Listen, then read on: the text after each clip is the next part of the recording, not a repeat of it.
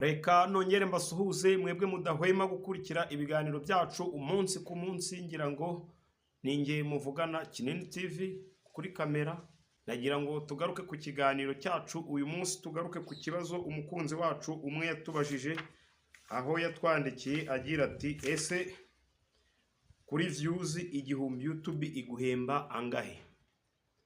Ndagira ngo dusubize iki kibazo cy'uyu mukunzi wacu we yabashije kutwandikira muri comment ubwo twavuga ku kiganiro cy'ubushize.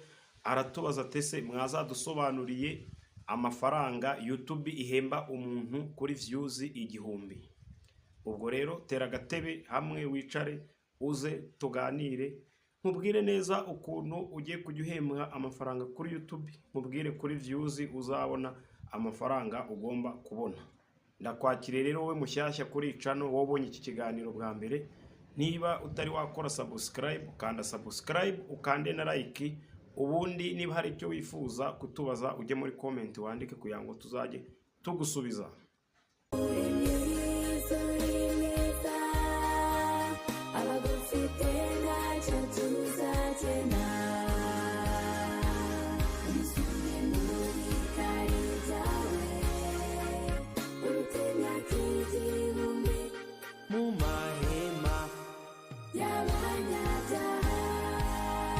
Tutizimbye mu magambo rero, nagira ngo dusubize umukunzi wacu watwandikiye atubaza icyo kibazo. Hanyuma icyo tugiye kumenya muri iki kiganiro cyacu, tugiye kwa ese YouTube ihemba amafaranga angahe ku kwezi kuri views igihumbi. Undi akabaza ngo abandi ese iyo ubaye monetize utangira guhembwa na za views za kera wari warabonye utaraba monetize, izo YouTube iraziguhembera? Undi aratubaza ngo ese umuntu ahembwa ku kwezi cyangwa ahembwa buri munsi cyangwa ahembwa buri cyumweru? Ibyo ni ibibazo byose bambajije, nkabanje kugira ngo mbigusubize. Rero niba ari we wabibajije, fata umwanya wicare kuri kamera ngira ngo ngusubize. Rero ndagira ngo mbanze ngusobanurire iki kintu, iki cya views igihumbi, amafaranga ugomba guhembwa n'ababajije ibibazo byose. Ubwo rero wowe udukurikiye, ndagira ngo mbanze ngusobanurire ibintu bibiri kuri YouTube bibaho. Habaho icyo bita KPM, hakabaho na CPM. KPM ni ingano y'amafaranga video yawe YouTube izayiha bitewe na views yinjije, naho iyo bita CPM ni amafaranga YouTube ishyiraho bitewe n'abantu bamamarijeho amafaranga binjije cyangwa bemeye kwamamariza kuri video zawe. Sinzi ngira ngo nubisobanukiwe, hari igihe ujya kuri YouTube nayo musobanuro no CPM, hari igihe ushobora kuba utayumva. Hari igihe ushobora kujya kuri YouTube uri gukina video, mbere yo kwikina ukajya ukona bakuzaniye ikindi kivideo udashaka cyo kwamamaza.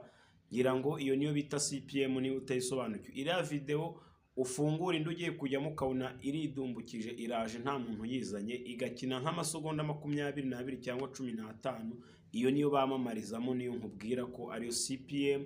Ayo mafaranga YouTube irayabara, hanyuma ikaza kubara n'amafaranga views cyangwa video yawe wakoze yinjije. Ngira ngo niba ari views wagize igihumbi, ifata umubare w'abantu barebye iyo video yawe, igafata n'uburebure video yari ifite. Niba wakoze video y'iminota 20, abantu bayirebye bose bakarangiza iyo minota 20, ngira ngo uzabona amafaranga menshi. Ariko niba wakoze video ugatuburira abantu, ugashyiraho thumbnail bajya binjamo bagasanga ibyo uvuga sibyo, bakayira amasegonda 10, views izazandika ko ari igihumbi, ariko mu burebure bwabyo basange yagiye irebwa amasegonda 50. Urumva rero uzahembwa amafaranga atandukanye n'umuntu wakoze video nziza ikarebwa kuva ku munota wa mbere kugera ku minota 20 irangiye. Kandi ndagira ngo nkwibutse iki gikurikira ko mu gihugu cy'u Rwanda ntabwo YouTube yari yagera ku rwego rwo guhemba mu Rwanda. Ubwo rero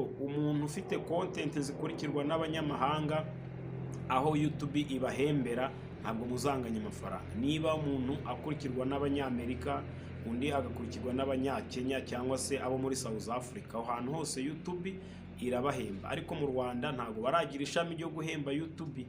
Niyo mpamvu bigoranye kugira ngo ukore content uzarusha umuntu uri kubona views zirimo guturuka hanze. Ikiza rero ku muntu ukora content zituruka hanze, zirebwa n'abantu haturuka hanze, niwe ubasha kwinjiza amafaranga menshi cyane.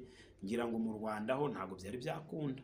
mu Rwanda ntibirakunda, ubwo nyine bagenda baduha amafaranga mu Rwanda baduha kuri views igihumbi ni 0.0 kuri views igihumbi. Urumva rero 0.01 kuri views igihumbi, ngira ngo kugira ngo uzayagwize ntabwo byoroshye, birasaba ko ukora cyane, ugakora content abantu barakunda kandi ndende, none bakazajya bazireba umwanya munini, cyangwa se ugakora content zizajya zirarebwa n'abanyamahanga. Ngaho nguko rero ndizera umuntu watubajije ikibazo ngo mbese kuri views igihumbi YouTube ihemba amafaranga ngahe, uwo nguwo ndumva namusubije. Undi watubaje ngo ese YouTube ihemba buri kwezi cyangwa buri cyumweru cyangwa buri munsi, ndagira ngo dusobanurire.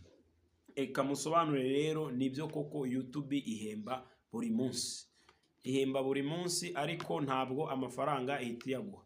Amafaranga yawe iyo bwije umuntu arebye video, YouTube iragenda ikaestimating, ikareba ikayashyira kuri channel yawe. Yamara kuyashyiraho hagati y'iminsi y'itariki 7 n'itariki 15, igafata ya mafaranga yose wagize ikayavana kuri YouTube ikayashyira kuri icyo bita Google AdSense. Google AdSense akaba ariho ishyira ayo mafaranga, hanyuma yazamara kuyakusanya mu gihe cy'ukwezi yose, ubundi kazajyana kuri account yawe hahandi ujya kubikuriza.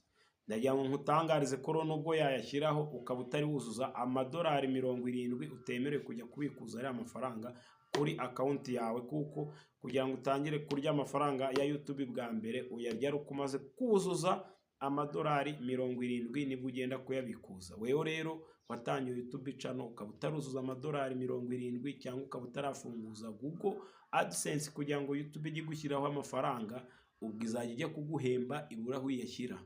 Uzategereza niba ataruzura ukomeze ukore, niyuzura 70 nta kibazo uzagenda uwithdrawing baguha amafaranga yawe, YouTube iyaguhembere, ubundi utangire ushyiremo agatege urye uryoherwe ku mafaranga ya YouTube.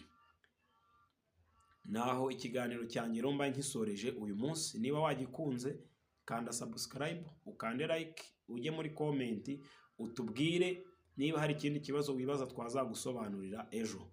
Nge mwari kumwe kuri kamera ni Kinini Live TV, nakagaruka.